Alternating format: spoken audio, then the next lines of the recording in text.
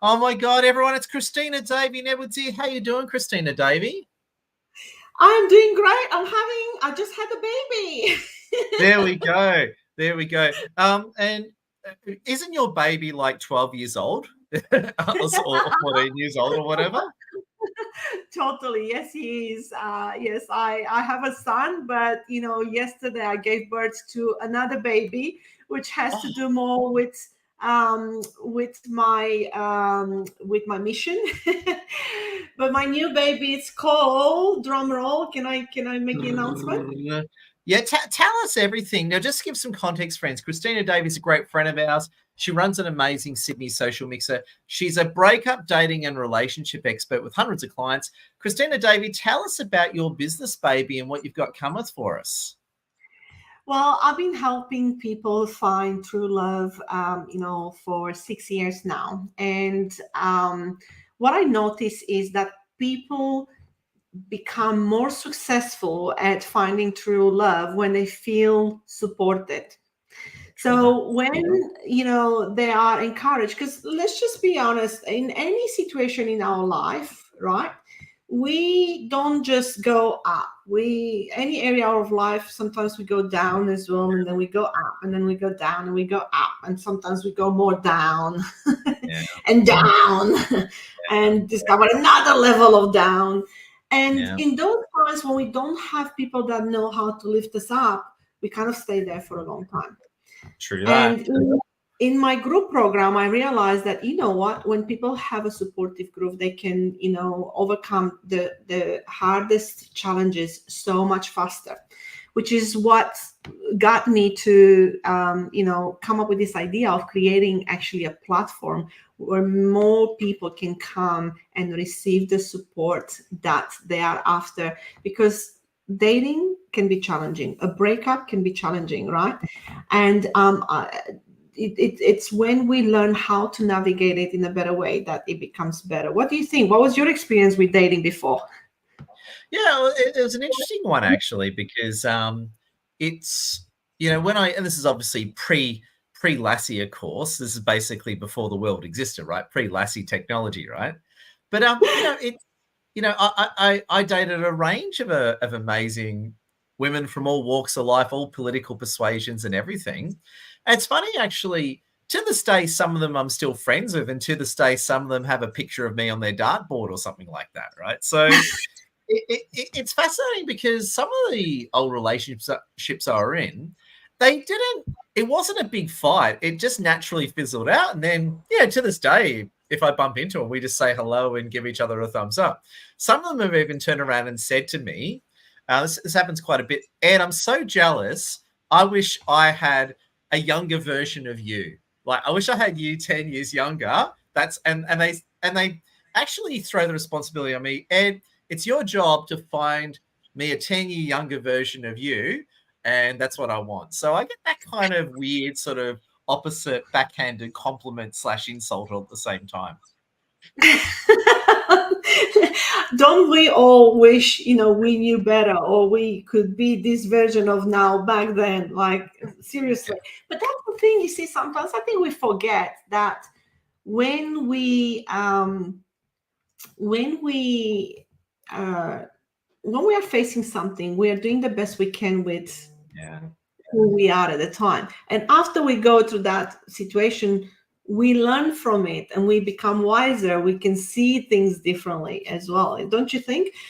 But often, I mean, have you had a situation like this when you like something happened and then 5 minutes later you go like, oh, I wish I just said this differently or did this differently, right? But we just learn because we've been through that situation. But that's not how we look at dating, isn't? We pretty much look at dating and like, ooh, this bastard and Yeah. this controlling woman. Well, what I realized was what I say is whenever like women or old partners or whatever say that to me, I immediately reply saying, "No, you don't want a younger version of me.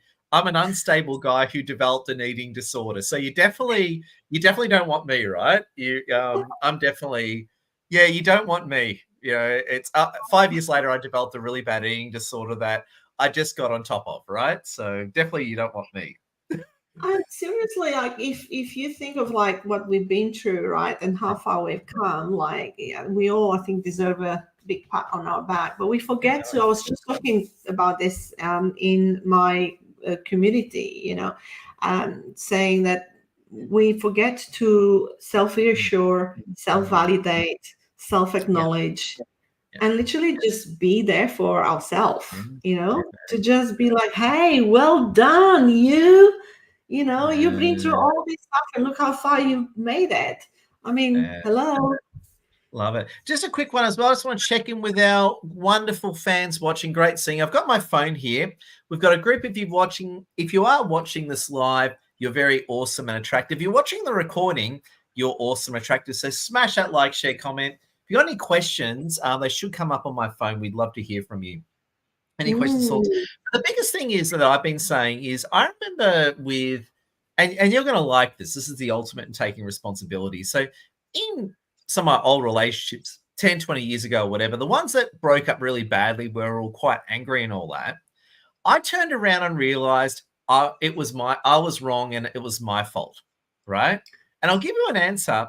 It's not that I was wrong in the breakup. I was wrong with even being with them for that long. It was my choice to get with those people, and it was my choice to stay with them. And when it all went pear-shaped, I used to blame them, but then I realized the person I should blame is the person in the mirror. It was my fault for being those people. And I'm a bit ashamed of this, but can I be honest with you and the audience? Is that okay? Oh, please, yeah, like Yeah. we'd love to know more. I used to be, and I say this with absolute shame and ridicule. I used to be afraid of being alone. I used to be so afraid of being alone.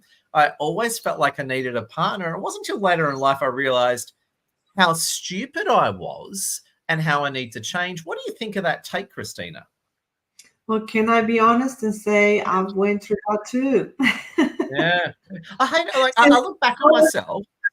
I look back on myself with total shame and stupidity because it's like, what was wrong with me? Why couldn't I just sit there 5 minutes and be on my own? Why did I need a partner all the time? And I was wrong for that. But then I realized you're right.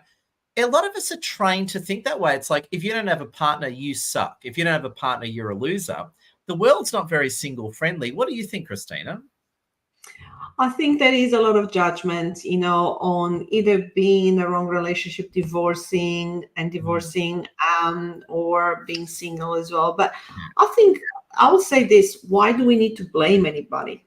Why are we not focusing more on like, what is it that I need really? Like if I'm being, and what am I feeling? Like I will start with the acknowledgement of like, what am I feeling? I'm feeling shame. Why am I feeling shame? Or what is it that I'm thinking about myself? I'm judging myself for being alone, Yeah. right? And I'm judging that version of myself, right? But like, if you don't have any skills to make friends, if you don't have any skills on knowing how to build relationships, how would you do any better? And look at you now. You're like where you were and Oh, making that realization, right? All that has prompted you to take a different approach. And now you're like one of the most known people in Sydney and internationally. Like everybody knows Edward Zia.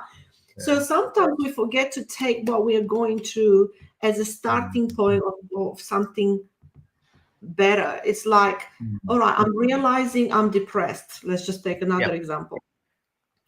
So why am I depressed? Well, something is not happening the way I want it. Okay. Well, how can I create it in another way? Yeah. Isn't Yeah. rather than sitting with the shame of feeling that way, Yeah. right? And blaming, I think, I don't know, like I know I understand because I used to meet like 3 people in one day, so I don't feel alone. Yeah. Yeah. Yeah. You know, I, and I remember just on that jumping in. I remember when I convert. So I come from an Arabic Islamic background, and I converted to Christianity in my mid-20s. Right, I remember converting to Christianity. Right, and it was really cool. Right, when I converted to Christianity, and I remember that when I went through that experience, I realized how lonely I was before that.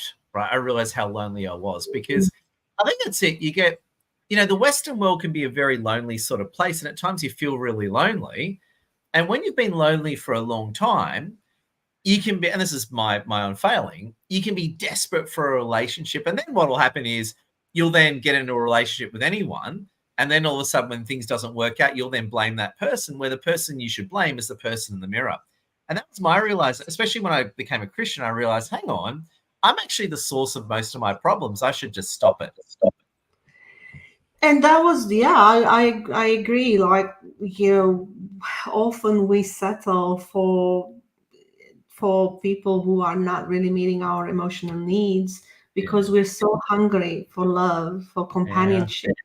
We're so hungry for having someone to care, someone who we hope is going to show up for us. But I give this example all the time in my coaching. If you're trying to make some bread, and instead of flour, use sand, you'll never have bread because you don't have the right ingredient. And in a relationship, sometimes, who we're choosing is not the right ingredient for what we really want. And it's not just that, but we are not the right ingredient for what we want, because we need to learn we need to learn to not pick wrong people anymore. We need to, learn how to look at, maybe I focused on the attraction. Maybe when I picked this person, I was so blinded by her beauty or her success or his status or his car or his kids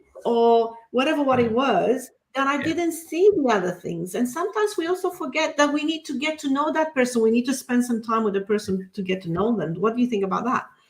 Yeah, totally. And as a guy as well, I would be attracted to a woman's looks, and I go in from that point of view. And it's like after a week or two, this is what I always say, right? And I'm gonna sound like this is like a boomer rant now, right? I'm gonna give a boomer rant, but as a boomer rant, like, after a few weeks, the looks don't mean that much. So when you first get with someone, the looks are a really important thing.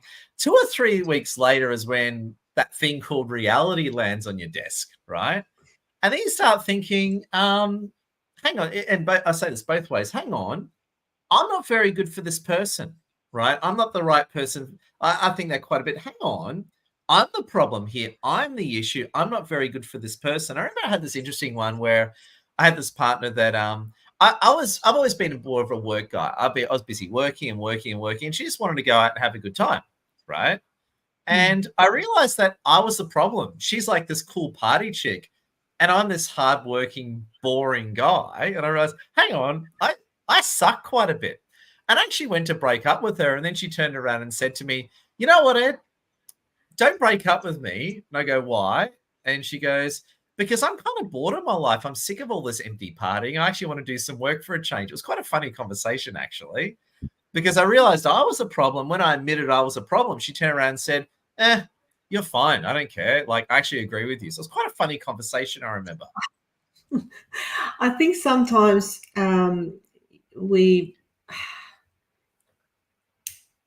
as you said earlier, we make choices based on what we need the most. Yeah. And sometimes there's growth that we need the most. Sometimes there's companionship. Sometimes we just want to feel significant, that there's someone there to just, call every now and then and be like, "Hey, you want to hang out?" But it's like, it's like wanted a really big juicy steak, and I'm a vegetarian now. So there you go. I know. But I thought by saying a really nice green broccolini, it might not sound as exciting. Sounds pretty stupid. Steak sounds better. So there you go. I'm not offended. It's okay. I'm not a snowflake lefty. It's okay. Carry on.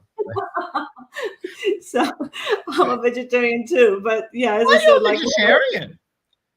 That's a weird. It's very weird for a Romanian chick to be a vegetarian. You guys are like all big meat eaters, aren't you? I've been a vegetarian for 6 years. I'm like, well, to be fair, I eat some fish, so I'm fish. That doesn't count. I eat 3 types of fish, so I do eat some fish, but I consider myself vegetarian because I eat fish rarely. And so I'm not going to walk past a McDonald's tomorrow and see you shoving in a Big Mac or anything like that. Not going to happen, right? not Big Mac, that's for sure. There you go. So what I was trying to say, if I still remember, Yeah, it's imagine, when you settle, it's yeah, almost like wanted, a big juicy steak, but then because you're waiting for that big juicy steak, you get so hungry to one yeah. point that just, end up eating some, I don't know, dog poop. Dog poop. Let's say you go from no, we'll bring instead of dog poop, let's say a Big Mac. So there we go. Dog poop's a bit extreme. I think a Big Mac is the meat equivalent of dog poop. We're gonna get sued. I'm not That is gonna a get joke. that. We love McDonald's. McDonald's is awesome. McDonald's has not caused obesity at all. Okay, I carry don't on. want to. I don't want to cause any. I don't want to be sued by saying Yeah. something about Yeah, Big this is meant in satire and is free expression. We love LinkedIn and I love Microsoft. Sorry, carry on. So yeah, so we get so hungry of love and so hungry of companionship that we end Yeah, up settling for a lot less, and yeah, then we don't even know. I think we don't even know like how it like I meet so many people that don't know what love is. They have never felt loved. They have yeah, never felt appreciated or important to someone. And yeah. when you're in that place, is it fair to say that anything that comes along might seem okay? And Yeah. you're so On that scared to lose on that that. note, just jumping in, and a lot of people share this tragically, is I saw it as a transaction. So my whole sort of life and experiences being in the system and all that, I saw love as a transaction. Like to me, the relationship is fully transactional. You know what I mean? Mm, And what I'm saying sounds terrible and horrible because it is terrible and horrible, and I'm ashamed of it. But I hate to say it, a lot of people I speak to, I think in the West we're brought up with a very transactional view of love. Am I right or wrong? What's your take on that one, Christina? I agree. I agree. I had a conversation with a client of mine about that. Was the last week. Yeah, Who was like, "Well, my husband is calling me, right? My husband is calling me for sex, and I don't want to go." And I'm like, "Well, yeah, don't go." Right. And then a guy that feels like, well, she wants me to provide for her, but I don't get anything in yeah, return. Right. So I have another client. I spoke with him, 2 months ago. And like he was like, no, I keep giving, and I'm not receiving anything. yeah, So I think it's important to acknowledge if you receive something or not, though. So it shouldn't be transactional. I give you this, you give me that. But it's fair to say that in a healthy relationship, our emotional needs have to be met. yeah, Otherwise, if we are starved for so long, yeah, eventually we're going to turn into people that we're not going to recognize yeah. anymore. Because if I don't feel loved, important, seen, heard, if I'm not allowed to express, if I'm not okay, if it's not okay to say no, I don't want sex tonight, Yeah. then like how am I going to end up feeling? Yeah, and that's a real sticking point. I had a bit of a debate actually, and this is a really controversial area, right? We're definitely talking like Republican Democrats here almost, right? We're not talking We are politics. going in such a different Yeah, direction. yeah, Trump. Anyway, Trump. But, but no, where I was going right is yeah, the whole, and again, obviously we just got to be mindful of this being a live stream, of course, right? So we just got to be careful of what we say. I love LinkedIn. The thing is that's fascinating is that the whole, and I've had this, I've heard the male viewpoint, the female viewpoint, I've heard the gay viewpoint, the straight viewpoint, I've heard it all, right? Is that two people are together, one person wants more sex than the other person, they're not getting it. So there's a level of dissatisfaction here, right? So there's a legitimate level of dissatisfaction, right? One person, doesn't matter, male, female, one person's more sexually driven than the other. Now, here's the issue, right? There's now two camps here. One camp will turn around and say, well, if the person doesn't feel like it, boo-hoo to you, and you can go, you can go touch the grass or kick rocks, right? That's one camp. The other camp is, hang on, you're in a relationship, you got to look after your partner. or they're not going to be happy, right? So I love both camps on this one because there's so much legitimacy to both camps. I remember one of my friends was giving relationships to one of their family members, and he was a problem. And genders aren't really relevant here, but basically one party was sort of like, one party wanted sex more than the other party. That person said, no, I don't feel like having sex, so not interested. Okay, cool. Then the other person started getting angry and frustrated, and the person who wasn't giving sex then turned around and said, well, you got to do all this stuff. You got to, if you want me to have sex, you got to do this to earn my affection and trust. But then the other person said is, hang on, I'm working crazy hours to fund this whole operation. You're not looking after me. Such a fascinating situation, because one side is, you should kick rock, you should go outside and touch the grass or kick rocks. And the other camp is, you should look after your partner. Tell us what you think on this one, Christine. So it's a huge problem that I hear a lot from all angles. Well, it comes down with what we value the most, right? So, and sometimes we need to, like, my best approach here will be like, we got to seek to understand each other, right? When we seek to understand, we come closer and we become more resourceful, so we can find other ways of dealing with this one problem. This is making sense? Totally. It might not be exactly. So if I really want sex a lot and this other person doesn't want that much, you know, what's another way that I can feel what I'm feeling through sex that might be the same? There we go. So we got to be careful what we're saying, but you're saying there are creative solutions that we cannot discuss on a LinkedIn live stream. There we go. Creative solutions. So if you hire Cristina Davy, you're going to learn all these creative solutions. So that's another reason to join your program. It's about becoming resourceful. Ideally, like, okay, what do you want to feel when you are having sex? What are you feeling? Excitement, vulnerability, intimacy, loved, pleasure. What are the other ways to do that? Okay, that might be common ground with the other person. The problem I find is most of the time people stay in the relationship because of the comfort and the fear of stigma of a divorce as well, right? So sometimes it's not just because the sex, it's not always that there's no libido. There's no libido for a reason. It might be because it's a person that doesn't want that much sex. She or he is not being heard, is not feeling good about himself or herself. I'm gonna jump in with this one. It can be workload. If you're like, I've been here before, if you're working a ridiculous number of hours, you're not going to be interested. If you're exhausted every day, if you're doing 16-hour days, which I've done, right? Oh, I'm saying this generally now. If both of you are working crazy hours, there's going to be a deficit. No one's going to feel like it. That I totally appreciate and understand. And I had couples, right, where that they had this problem. It's such a common thing, as you said.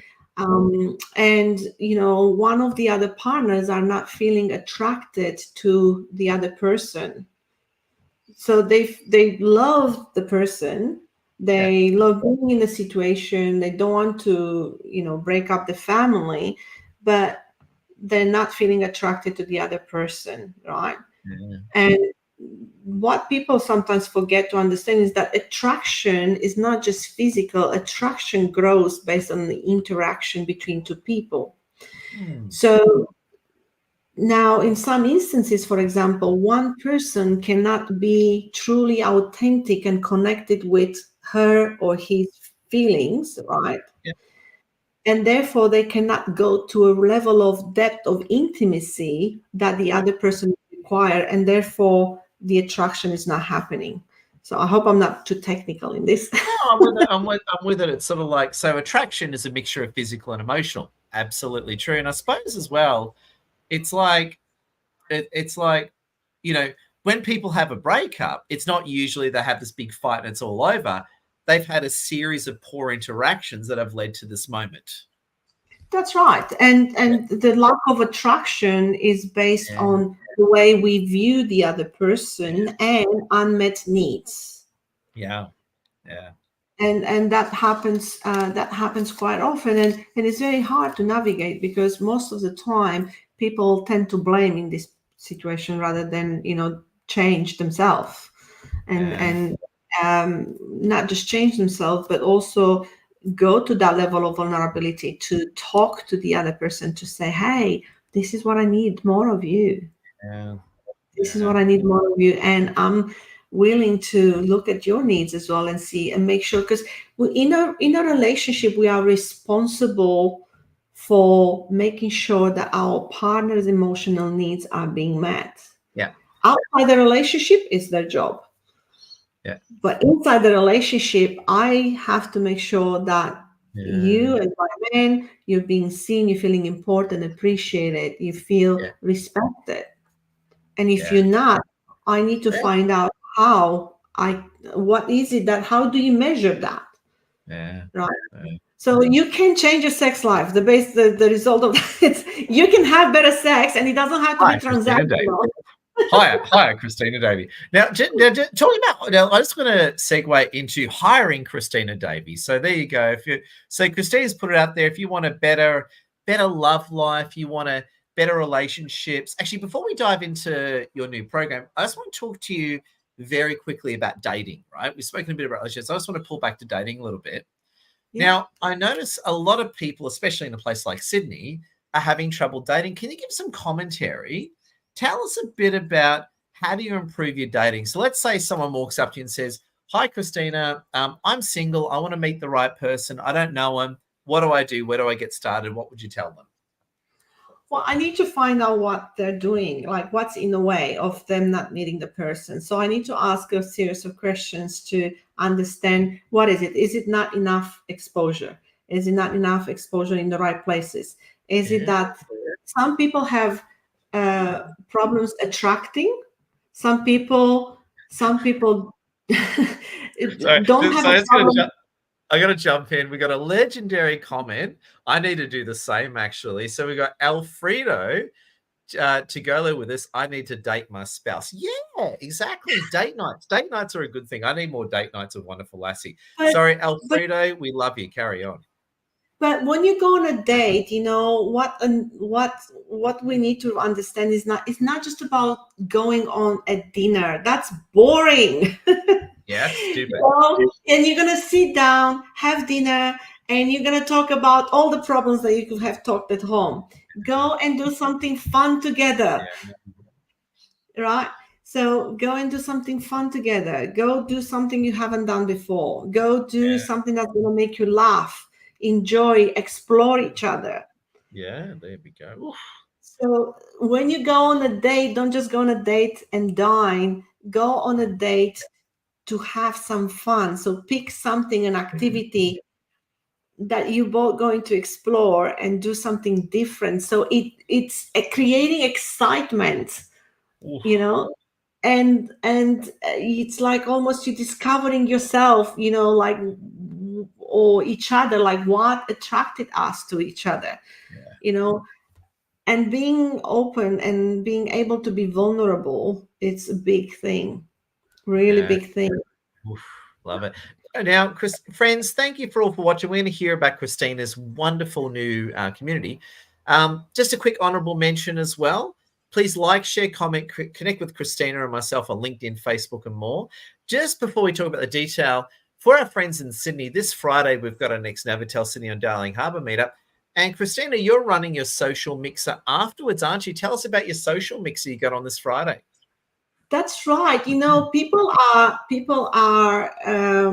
asking for meeting singles or other people to make friends, you know, to build new friendships in person. So they're sick of online. You know, I don't want anymore. I hear this a lot. I don't want to meet people on Zoom anymore. Right? Either if they're in a relationship or single, I'm hearing a lot of that. So I was like, okay, let's just put something together then. So this beautiful, community was inspired by you, actually, with what you're doing in the business, you know, gathering, putting all business people together to start collaborations, to start, you know, to find clients, to refer to each other. And I love what you're doing. And I was observing and I thought, what if I do a similar thing, but for a social aspect? Very smart. So, very, very smart. So people on the fort can come They can come at 2:30 at Novotel for a business networking, and then they can stay at 4:30 for some social, let your hair down kind of interaction with others as well. So this way you make new friends, which are people who think alike, and also you might find a significant other as well. Oof. Was on that note, and I say this, and this is to anyone. Yeah, I'm from Sydney. I'm saying this to anyone around the world. At our business networking events, we have people as in entering relationships, as in relationships. So I always say it doesn't matter. Like I met, and I'm very lucky to have Lassie. Lassie is definitely totally out of my league, right? I'm definitely punching upwards to get a lady like Lassie, but I met her at a business networking event. That's where I met her, and it just naturally happened. So You said that, and I agree. People should go. People who are professionals and business into business, go and find someone who, if that's what you want, go where these people are. But it's not just about going to the right place. It's also about knowing how to show up on those days to create that attraction, because if you just go there, it's good to show up, but how am I connecting with the other people? It's important as well, right? And that's what I'm trying to teach people in this new platform that I have created, tell us all about it. which is Dating and Loving It community. So dating and loving it. Can you imagine that? Well, you can. Dating and loving it. I know. And it's about the whole platform. It's about learning, having a place to go to learn something new, but also receiving support. So sometimes we go on a date, or we go into an experience, and we have a certain perspective on it, and that's all we know. And therefore, because we look at it in a certain way, we can only see certain things. But having a group of people to be like, hey, how about this? Right? How about if you handle the situation in this other way? How about if you respond to this message this way? How about if you try to do this on the date? So when we become more resourceful, when we become more resourceful, we have better experiences. So I've noticed the progress in the ladies in my group program, Love Map, and I thought I'm going to do this at a bigger scale. So I created this platform where people can come, men and women. See, it's only for singles. So men and women can come and receive the support that they need and connect. Also, there's a section where they can connect with other single people as well. So if you can be like, hey, I'm in Perth, who else is here? And then you have that safety, okay? You have that safety of a community that's run by me, okay? And anybody that's disrespectful gets kicked out. So you have that. Yeah. Those toxic people deserve that. What's the old saying? They belong to the streets. So there you go. That's all I can say. They belong to the streets. It's just about nurturing an environment where we can all learn to have more meaningful relationships without, as Visha says, wanting to be promiscuous. This is not what that's about. Now, I just want to jump in because Vishava has got a great comment, and it's a comment that's very common, and I see this all the time. So I've seen this happen many times. Male, female, gay, straight, doesn't matter. You have someone that has just failed in relationships, right? Absolutely. For whatever reason, not their fault, and then they go down the promiscuous path. They say, well, I can't succeed in relationships, so I'm just gonna have as many people as possible. I've seen that happen a lot, only for people to regret it really badly a few years later. What's your take on that one? Because I see that issue a lot. Hey, my relationships don't work out, so I'm just going to have as many partners as possible. What's your take on that one? I have no judgment on it. I think we, and can I just share this, since we're vulnerable. I went through a stage in my life okay, when I was so shut down and so hurt that I didn't care who I slept with, right? Yeah, gotcha. So Get I it. just didn't care. I was in that, so I was really angry. I Yeah, didn't trust men anymore. I didn't have any more expectations of, you know, I would just be like, I don't care, you know. yeah, So now we don't have to be a certain way. We can be in certain on certain paths or certain levels in our journey. Some people just want to explore themselves yeah, and they're not ready to do that commitment.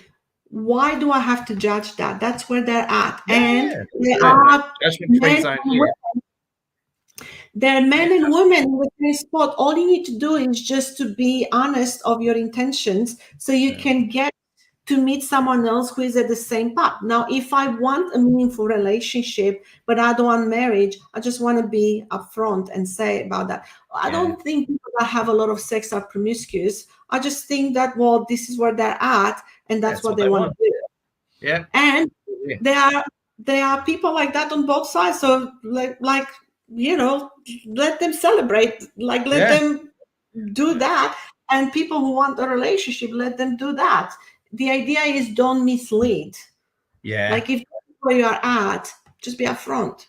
And yeah. sometimes that Love can it. come across. "Mm, Yeah, but that's called integrity. So, Christina Davy, we better wrap up soon because we've gone a bit over time, but I just love this concept. We always go over time because we go in deep, hot and spicy. So, Christina, with your program, give us some closing thoughts on that. And how do people join your program? Like, can they reach out to you for your discovery session? What's the way that your programming community works? Give us the deal there. Well, the good news is, I have a great gift for everybody that's watching this. You know, I love Edward Zia and Lassie Zia and anybody who is watching, you know, any audience of his. It's, you know, I just want to reward. So I'm Thank going you. to offer 2 weeks free access, 2 weeks free access to the platform, okay, where you can go and learn something new. We're going to meet once a week on Tuesday. We are launching tomorrow night. Can you believe this? Wow. Very And nice. can I share the title of the Yeah, tell us.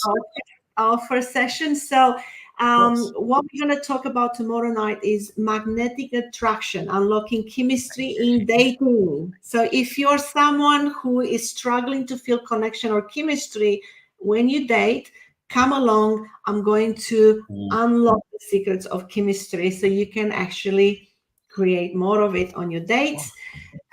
So once a week between 7:30 to 8:30, we're going to talk about a certain topic and do some self-reflection exercises and have like a really powerful activation at the end as well. And then during the week, there's a space which is private only for the members of the group where they can share what they need, ask any questions about dating and relationships, share whatever what they need to, you know, they want to share. They can be seen, heard, supported by me, by one of my head coaches, or, you know, the community in itself. So you don't need to do the dating alone. You have a whole village behind oh, you to support you. there we So go. come and trial. I'm going to leave the links in the comments. You know, absolutely free for 2 weeks. Come and have a look and see if this is the right thing for you. And, you know, come to transform your love life, because I know the power of a community. And if you have experienced that yourself before, you know it can be transformative. So just expose yourself to the right people that can help you. There you go. Christina, well said. And thank you, everyone, for watching. I've got the comments here. So, friends, please connect with Cristina Davy and yours truly over LinkedIn, Facebook. And Christina, thank you for your time. It's such a pleasure seeing you as always. And I love your relationship vibes. Thank you so much, Edward. I really appreciate you and the community, you know, that you are creating. Thank you for putting us together. It's beautiful to see from someone who is so lonely to like being internationally, you know, known. That's a big achievement. So well done. Thank you. Love your work, everyone. Stay awesome. Happy Monday. Thank you all. You rock.